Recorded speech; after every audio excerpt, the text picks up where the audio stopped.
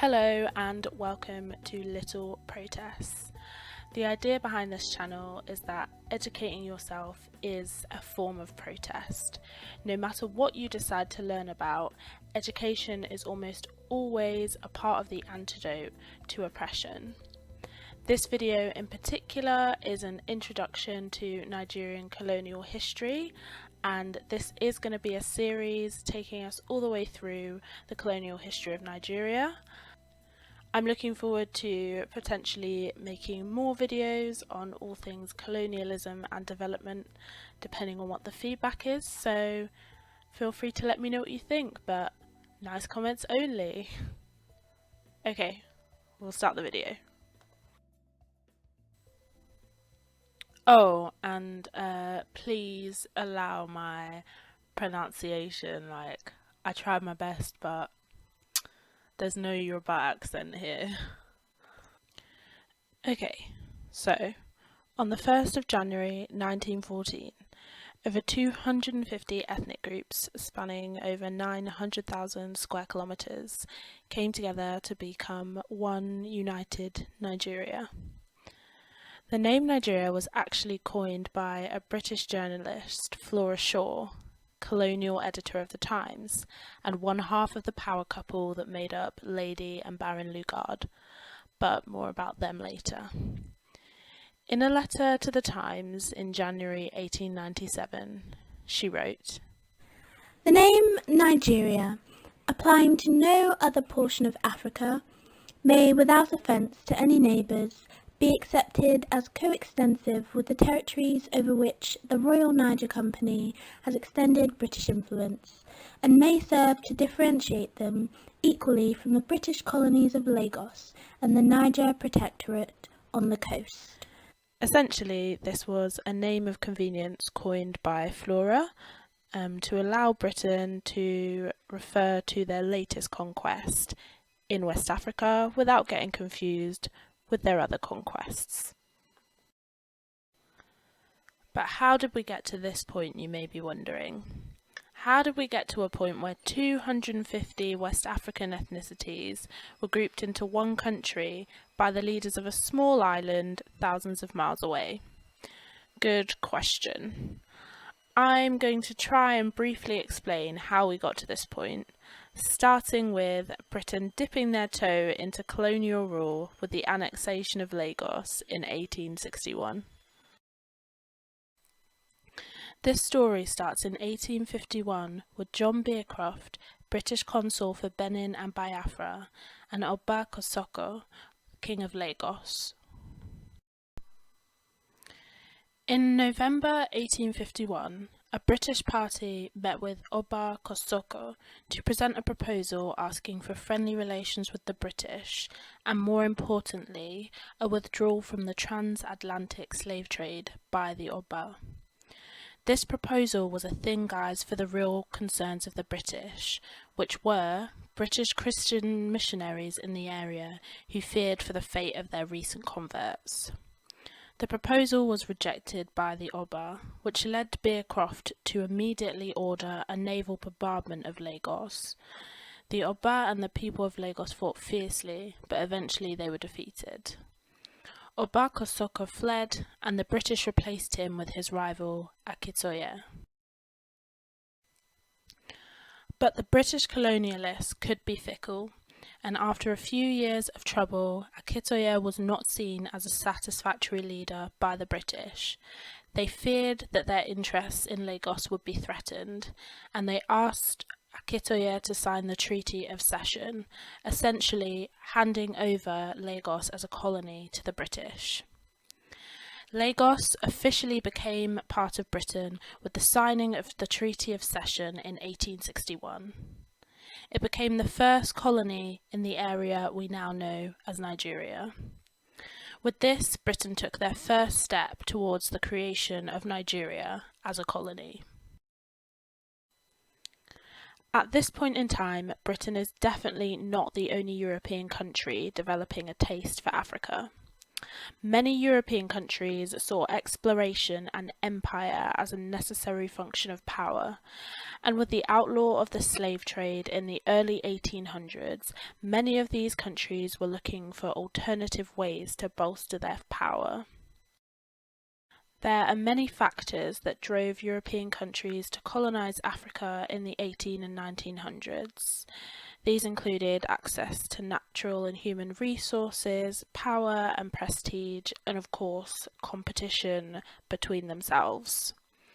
However, they needed more than just this to justify some of the terrible actions that came about because of colonization. Many of these justifications were found in the idea of European countries as a civilizing force, bringing religion and civility to ignorant people in faraway lands. This is a really important aspect of colonialism, which I will go further into in later videos. For now though, we concentrate on competition between European countries as a driving force for what came to be known as the scramble for Africa. Politics thousands of miles away in Europe was having a major effect on the drawing up of Africa. The scramble for Africa or petition for Africa is exactly what it sounds like from the name.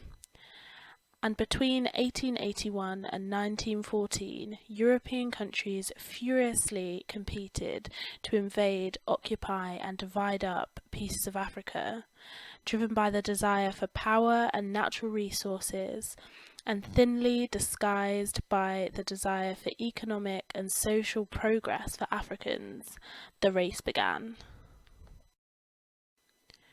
During this period, a shocking 80% of Africa was occupied. We went from this, around 10% occupation, to this, around 90% occupation. It's worth noting that in the creation of artificial borders, many times historical communities and ethnicities were overlooked. Africa was divided into 50 countries, but as I've mentioned before, Nigeria alone contained over 250 ethnicities. Let's take a second to think about the long-term effects of artificially grouping together people who share no cultural past. This is an effect that has outlasted colonialism and may still be causing lots of post-colonial societies major issues in the 21st century. Between 1884 and 1885, the Berlin Conference took place in Europe. This brought a civil tone to colonialism by formally agreeing which land would go to which European country. And yes, of course, Britain came out with the Niger territories, which are the territories surrounding the Niger River. However, at this point, the Niger territories were more like a protectorate or informal colonies rather than being directly occupied and governed by Britain. Essentially, Britain's interest in the Niger region was safe, and they should be able to extract resources without fear of meddling by any other European countries. The intrigue continues. France and Britain, historical competitors as we all know, did what they do best. France had its eye on the upper Niger territories and Britain was not having any of this. And what do you do when you're fighting over something that neither of you own? Secure your investment. Welcome back at this point, Colonel Lugard from the beginning of the video, one half of the colonial power couple, Lady and Colonel Lugard. To shore up the investment gained through the Berlin Conference, on the 1st of January 1900, the British government took control of the northern Niger regions, and Colonel Lugard was appointed High Commissioner of this new protectorate. The Royal Niger Company was paid £865,000 for ceding this territory to the British government, essentially selling half of Nigeria for the price of an expensive house in London. To be honest, that's not really fair to them. In today's money, that is worth around £98 million, but still half a country that you don't own. Not long after, in 1906, the Southern Niger Protectorate was created, bringing together the southern parts of the area we now know as Nigeria. There were stark differences in the southern and northern protectorates of Nigeria. The Southern Protectorate of Nigeria was running at a surplus with a revenue of £2.25 million a year, whereas the Northern Protectorate was only turning over a revenue of £500,000, and that included a £70,000 grant. Because of the financial differences between the two protectorates, Colonel Lugard wanted to balance the books by bringing the two protectorates together. And here we come to the creation of a united Nigeria under British rule in 1914. This has been a whirlwind journey, but there's so much more that happens between the unification in 1914 and Nigerian independence in 1960.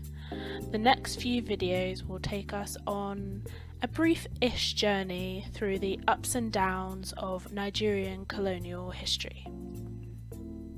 I hope you'll see learning about this type of history as your little protest.